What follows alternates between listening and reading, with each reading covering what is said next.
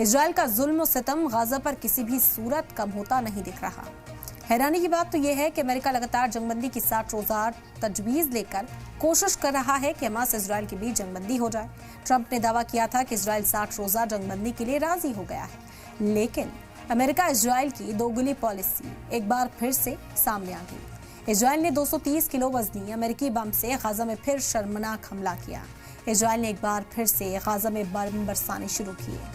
Israeli फौज ने 30 जून 2025 को गाजा में भीड़ से भरे साहिल पर वाक़े एक कैफे पर हमला किया था। आईडीएफ ने इस जगह को निशाना बनाने के लिए अमेरिका में बने 500 पाउंड के बम का इस्तेमाल किया।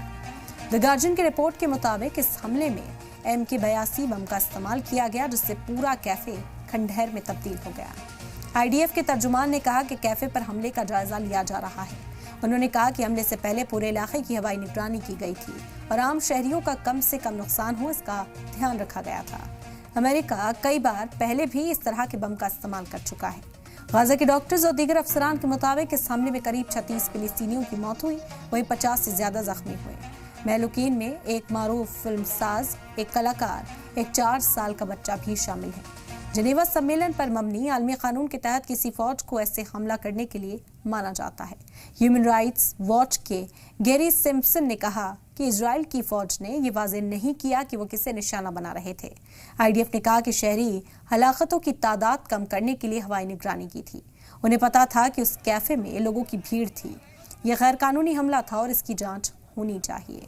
वहीं गाजा में इजरायली जहरियत लगातार जारी है। खान यूनिस में फिजाई हमले हो रहे हैं, जिनमें बच्चों समेत कई लोग जख्मी हो गए।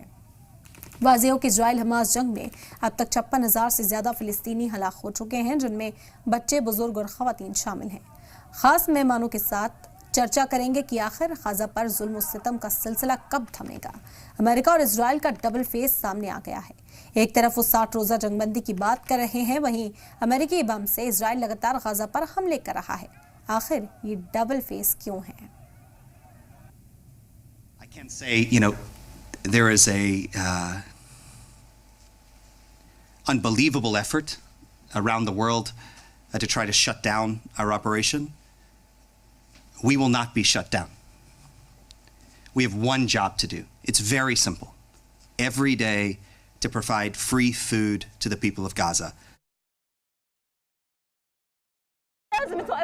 His whole life was devoted to medicine and the struggle to treat patients, and there is no justification for targeting him and his martyrdom.